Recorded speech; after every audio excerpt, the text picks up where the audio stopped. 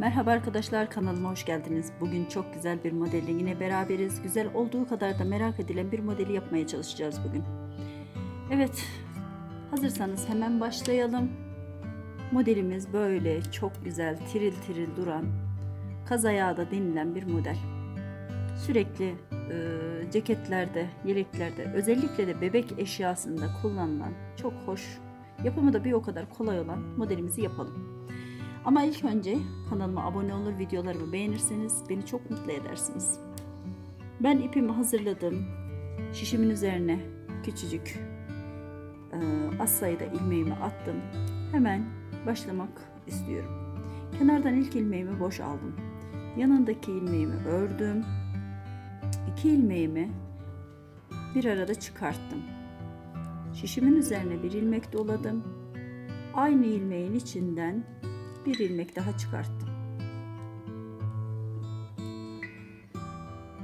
2 ilmeğin içinden bir ilmek çıkarttım.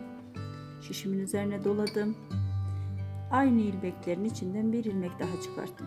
Bakın bunu çıkartırken sol taraftaki şişimin üzerindeki ilmeklerimi boşa çıkartmıyorum arkadaşlar. Halen duruyor. Ta ki işlem bitirene kadar. Şişimin üzerine doluyorum. Çıkartıyorum. Şişin üzerine doluyorum. Tekrar aynı yerden bir ilmek daha çıkartıyorum. Ve daha sonrasında şişin üzerindeki diğer ilmekleri de boşa çıkartıyorum. 2 ilmeği bir araya topluyoruz. Şişin üzerine doluyoruz. Çıkartıyoruz. Şişin üzerine bir ilmek doluyoruz. Aynı yerden tekrardan bir ilmek daha doluyoruz.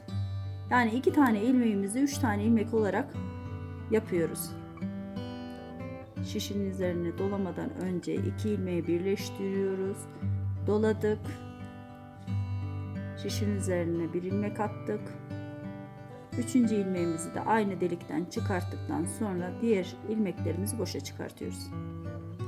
Modelimizin kurulumu bu şekilde. İlk sırasını böyle tamamlıyoruz.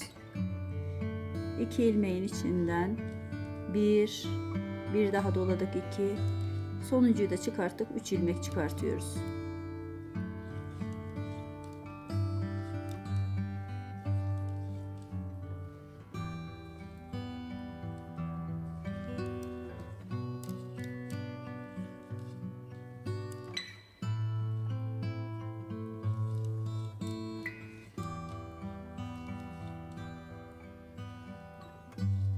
Kenarda kalan son 2 ilmeğimizi de düz örerek çıkartıyoruz.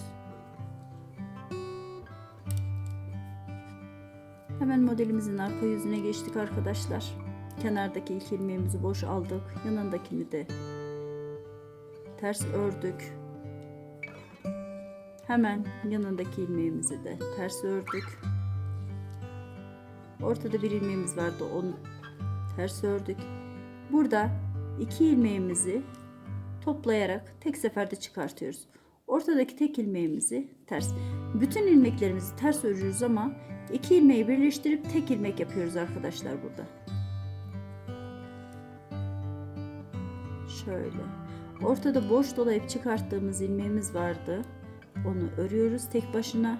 2 tane çapraz olan ilmeklerimiz var. Onların ikisini birleştirip tek ilmek yapıyoruz.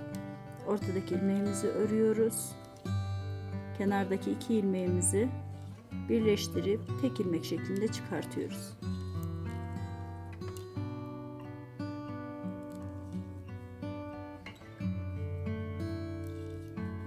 Bunu şu şekilde anlatayım ben size. Ön yüzünden 3 tane ilmek yapmıştık. İlk olarak birini 2 ilmeğin içinden çıkarttık. Daha sonrasında şişin üstüne hiçbir işlem yapmadan sadece doladığımız bir ilmeğimiz vardı. O doladığımız ilmeğimiz boş kalırken 2 kenardaki ilmeğimizi birleştiriyoruz. Şöyle bakın.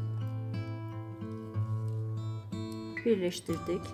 Tek olarak doladığımız ilmeğimiz vardı. Onu ters ördük. 2 kenardaki ilmeğimizi birleştirip tek ilmek yaptık. Ortadakini tek ördük. 2 kenardaki ilmekleri sürekli tek ilmek şeklinde çıkartarak örüyoruz.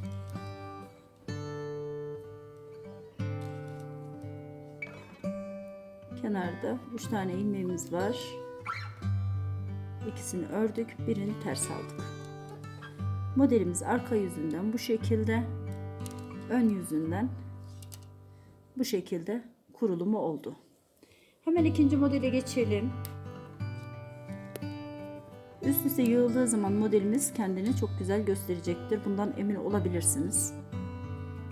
Kenardan ilk ilmeğimizi boş aldık, ikinci ilmeğimizi ördük.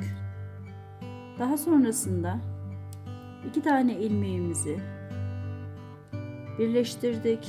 Şişin üzerine bir ilmek doladık. Üçüncü ilmeğimizi de aynı şekilde çıkarttık. Bakın burada bir önceki sırada yaptığımız modelimiz burada. Aynı şekilde yerleri belli zaten. Aynı modelin üstünden değil, çaprazından yapıyoruz. İkinci modelimizi kurarken çaprazından yapıyoruz. Şuna dikkat etmemiz gerekiyor. Orta ipliğin ilmeğini unutmuyoruz arkadaşlar. Zaten modelimiz kendini gösteriyor. Hemen şöyle çaprazındaki ilmeklerimizi alıyoruz. Ortasındaki ilmeğimizi görüyoruz. Bir öncekinin kurulumunun altından birleşimi gösteriyor kendini. 2 ilmeğimizi birleştirdik. İlk sırada olduğu gibi. Tek seferde çıkarttık. Şişin üzerine doladık. Aynı delikten tekrardan bir ilmek daha çıkartıyoruz. 3 çiledik. Yine aynı şekilde aradaki tek ilmeğimizi ördük. Pardon, şöyle 2 ilmeği birleştirdik. Şişin üzerine doladık. Çıkarttık.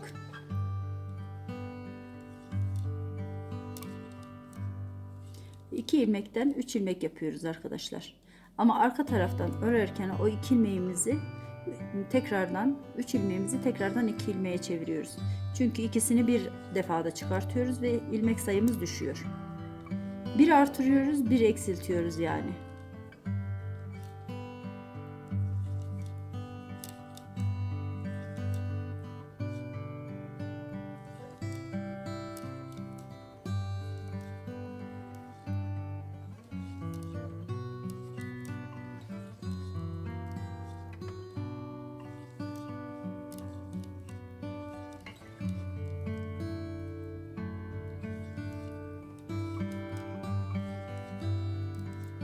Son 2 ilmeğimizi de ördükten sonra ikinci modelimizin kurulumunu da şu anda yapmış bulunuyoruz.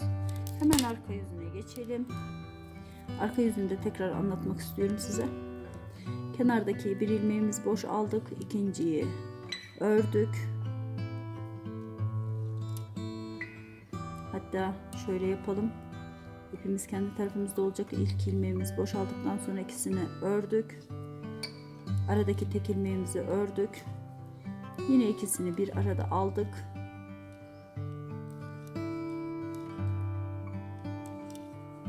Çapraz olan 2 tane ilmeğimizi bir arada topluyoruz.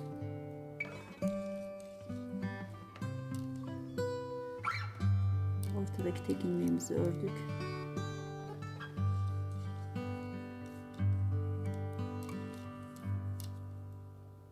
İki modelin birleşimi, yani iki kenarındaki ilmekleri birleştirip alıyoruz. Şöyle. Burada 6 tane ilmeğimiz var, görüyorsunuz. Şunu çekelim, şunu saymıyoruz. 6 tane ilmeğimiz var. Şunu hemen yanındakiyle birlikte aldığımız için ortada bir tane ilmeğimiz kalıyor. Bakın şöyle. Doladığımız ilmeğimiz kalıyor. Bu ilmeğimizi tek alıyoruz ve 2 tane modelden 2 kenardaki ilmeği bir arada topluyoruz. İkisini bir arada topladığımız zaman modelimiz kaydırmalı oluyor.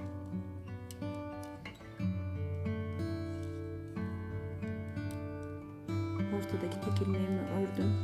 Biraz önce anlattığım bir o modelden kalan tek ilmeklerim, ikisini bir arada aldım. Ortadaki tek ilmeğimi ördüm. Bu arada ipimiz kendi önümüzde oluyor ve bütün ilmeklerimizi ters örüyoruz arkadaşlar. Ortadaki tek ilmeğimi ördüm. 2 kenardaki ilmeklerimi birleştirip tek seferde çıkarttım. Yine ortadaki tek ilmeğimi ördüm. 2 kenardaki ilmeğimi birleştirip tek seferde çıkarttım ve bir ilmek sahibi oldum. Böylelikle modelimizin ikincisini yapmış olduk. Modelimiz arka yüzünden bu şekilde görünüyor. Ön yüzünden ise bu şekilde görünüyor. Üst üste yığıldığı zaman gerçekten çok güzel duran bir model. Ben birkaç tane model yapacağım. Sonrasında ipimizin üzerinde nasıl durduğunu hep birlikte göreceğiz. Modelimiz bu şekilde ilerledi arkadaşlar. Sizler de yaptıysanız emin olun çok güzel bir model çıkacak ortaya. İpinizin kalitesi çok önemli arkadaşlar. İnce ip de çok farklı duruyor, kalın ip de çok farklı duruyor. Renkten renge de değişiklik gösteriyor. Gerçekten her renkte ayrı bir güzel duran modelimiz. Bakın yeşilde ayrı durdu, beyazda ayrı durdu. İnanılmaz güzel bir model. Örülüşü de bir o kadar keyifli arkadaşlar. Evet, bugünlük de bu kadar demek istiyorum arkadaşlar. Yeni bir modelde görüşmek üzere. Kanalıma abone olmayı unutmayın. Kendinize iyi bakın. Hoşça kalın.